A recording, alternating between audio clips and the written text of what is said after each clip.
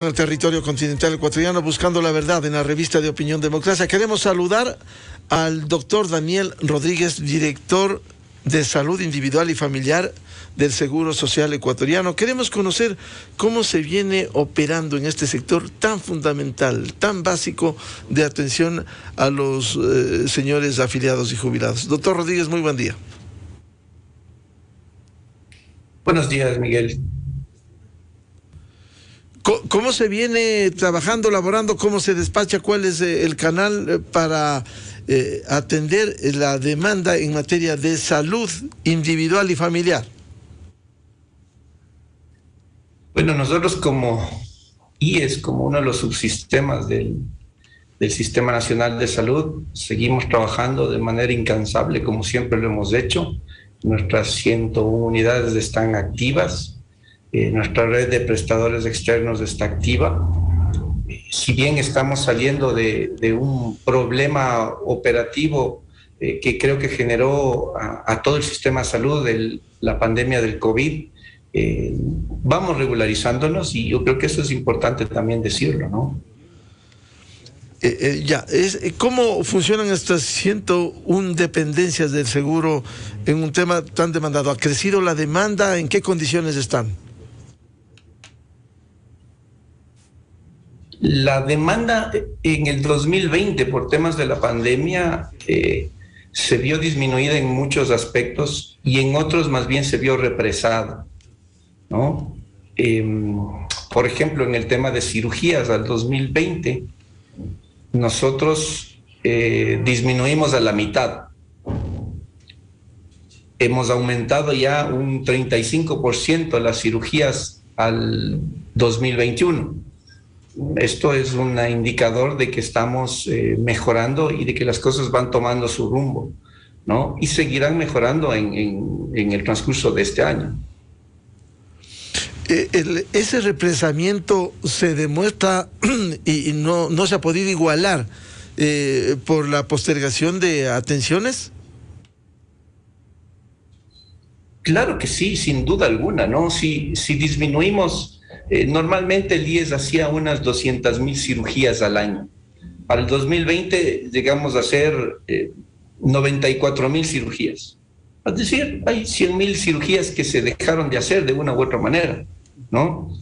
Para el 2021 ya cubrimos 127,000 cirugías, pero tenemos unas 15,000 cirugías a nivel nacional que están represadas y que tienen que irse cubriendo progresivamente. Entonces, claro que ha habido una afectación y esto es parte del efecto de la pandemia también en el sistema del IES. Para igualarse en ese represamiento de las cirugías, doctor Rodríguez, ¿qué plan tienen de tal manera que se valore las urgencias o una operación quirúrgica que pudiera demorar un tiempo? Es decir, todas las cirugías emergentes que no podían esperar han sido cubiertas. Es decir, estas son cirugías programadas que tienen que irse efectuando. ¿Cuál es la estrategia que estamos aplicando nosotros ahora en el IES? Pues básicamente el reforzamiento de la operatividad de nuestras propias unidades. Tenemos que reforzar, tenemos que incrementar la capacidad operativa de nuestras unidades. Este crecimiento del 35% que le estoy comentando, Miguel, es justamente un indicador de esto. En eso seguiremos trabajando en este año, mejorar el abastecimiento, contratar a los profesionales que nos estén haciendo falta, estimular la productividad de nuestras unidades.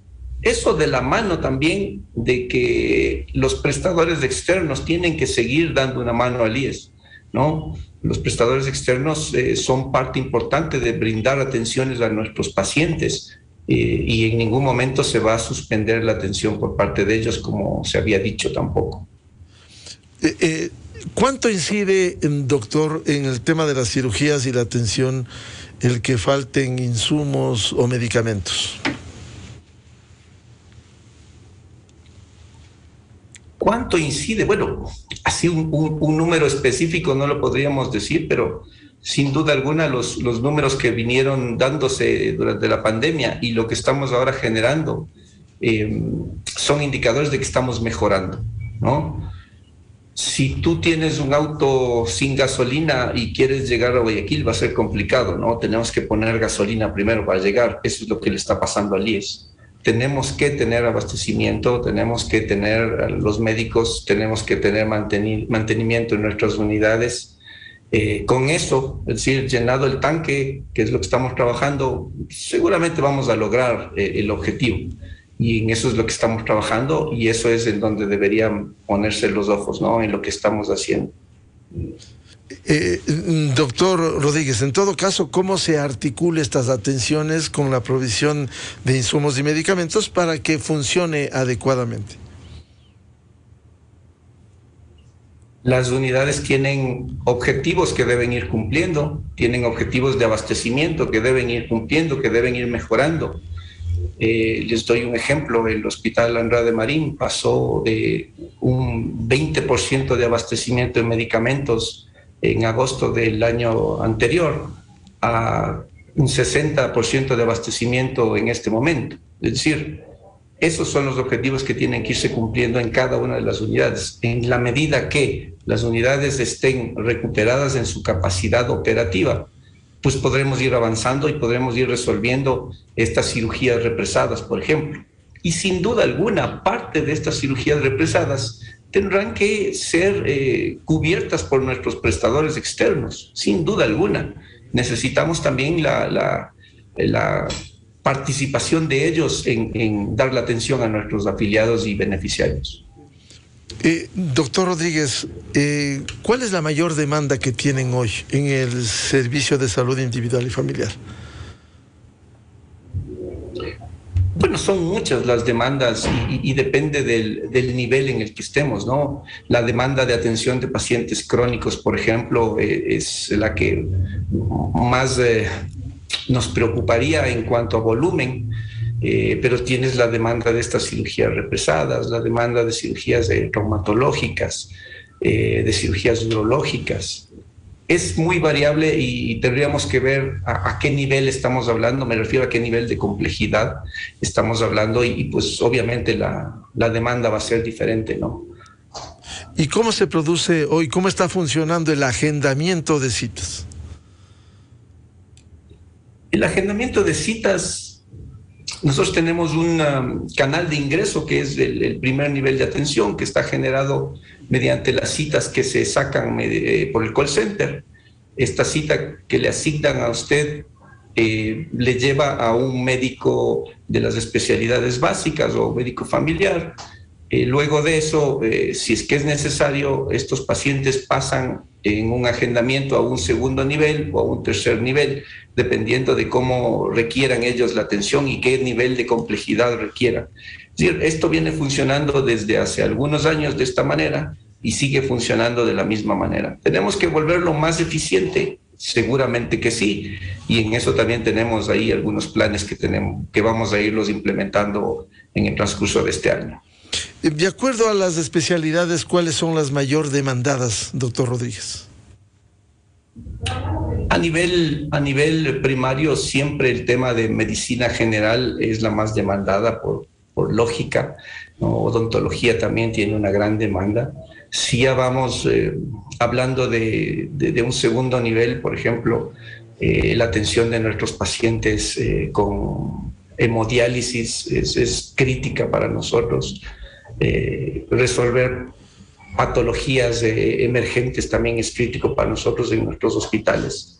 Pero nuevamente insisto ahí, ¿no? Es muy variable en función del nivel de complejidad que tengamos.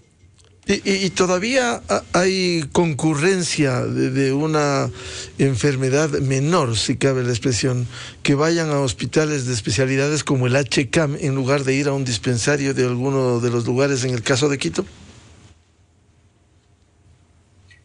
Bueno, como el punto de entrada, el nivel de acceso primero es el call center y nuestras prestaciones de primer nivel, los pacientes no llegan directamente al Andrade Marín, es decir, no tenemos el Andrade Marín agendado en el call center, ¿no? Solamente llegan mediante una referencia. Entonces, Es muy complicado que podamos evaluar la función del André Marín porque no nos dan citas desde el call center, eso no va a suceder nunca. Son citas en médicos de especialidad, a no ser que tenga una patología que amerita ser vista en el André Marín o sea una subsecuente, es decir, una vez que ha sido atendido necesita una cita posterior, es donde se atiende en el André Marín. Lo mismo sucede con los otros hospitales de segundo nivel. A nivel nacional, no se puede agendar directamente a los hospitales desde el call center, siempre se agenda a un primer nivel y ese es el primer filtro que tenemos para llegar a los hospitales. De esta manera evitamos que haya una saturación innecesaria de pacientes de primer nivel a nivel del segundo o de primer nivel a nivel de tercer nivel, como serían los 3 hospitales de Quito, Guayaquil y Cuenca. Ahora, dependiendo, le decía doctor Rodríguez, de la especialidad, habrá casos en donde reside a lo mejor en el norte de Quito y hay posibilidad de atención en el sur de Quito, en uno de los dispensarios, que pudiera, si cabe la expresión, derivarse hacia allá para que sea atendido mucho más rápidamente. Sí, puede suceder. No es lo ideal, es decir, a nivel de atención primaria lo que debemos hacer es nosotros acercarnos a nuestro paciente y eso es lo que debemos procurar. Y en el caso de atención de tercer nivel, ahí sí el paciente tiene que movilizarse por la especialización de servicios. Esa es una lógica que a veces no funciona, pero que tenemos que insistir en que funcione. Pero en el caso, decía, de los dispensarios, si hay alguna consulta que necesita, se le puede dar para agilizar la atención en algún otro dispensario. Sí se le puede dar, no es lo ideal, insisto, porque estaríamos haciendo que el paciente se traslade y un traslado muy grande para el paciente también es incomodarlo, entonces son las cosas que debemos mejorar, ¿no? Pero si en el dispensario cercano le van a dar una cita para un mes, para citar un tiempo, y en el otro le pueden dar en 8 días, a lo mejor el paciente decide irse por eso. ¿Hay alguna posibilidad de escoger eso? Sí puede darse esa opción, sí podría darse, es decir, pero en realidad no debería depender del paciente, ¿verdad, Miguel? Lo que usted está ahí graficándonos es más bien una falla del sistema, ¿no? Eso querría decir que nuestra unidad del norte de alguna manera ha sobrepasado su capacidad operativa y deberíamos resolver eso, porque insisto, el paciente no es el que se debería trasladar a nivel, cuando estamos hablando de atención primaria, somos nosotros los que deberíamos estar más cerca, sea con nuestras unidades propias o sea con las unidades de nuestros prestadores. Si es que el paciente tiene que trasladarse de un extremo al otro de la ciudad, ya estamos hablando de un problema operativamente hablando. Si es que eso les va a ayudar a solucionar en ese momento, pues se hará. No es lo ideal, pero se tendrá que hacer. Doctor Rodríguez, luego de los 2 años de la pandemia por el COVID-19, ha crecido la demanda en los dispensarios con la concurrencia personal de los afiliados o jubilados. Sin duda alguna. Recuerde, Miguel, que estuvimos aislados, estuvimos prácticamente encerrados durante un buen periodo de tiempo en nuestras casas. Y la atención disminuyó, la demanda de atención disminuyó, lo que no quiere decir que las personas dejaron de enfermarse, o lo que no quiere decir que las personas dejaron de requerir atención.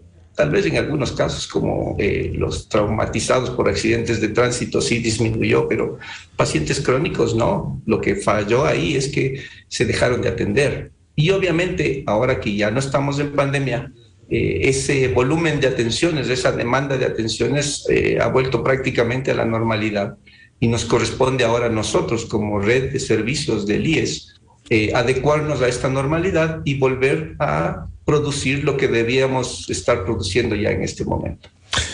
Doctor Rodríguez, ¿qué llamado haría usted a afiliados y a jubilados que demandan la atención de salud individual y familiar en el Seguro Social ecuatoriano? Yo creo que lo importante es saber que estamos trabajando en el IES. Lo más importante para nosotros desde el punto de vista del seguro de salud son nuestros pacientes. Recuerden ustedes que a veces una persona que ha recibido una mala atención no significa que las cientos de atenciones, las millones de prestaciones que se da al año no están ocurriendo. Es decir, el seguro está trabajando, estamos dando atención de calidad.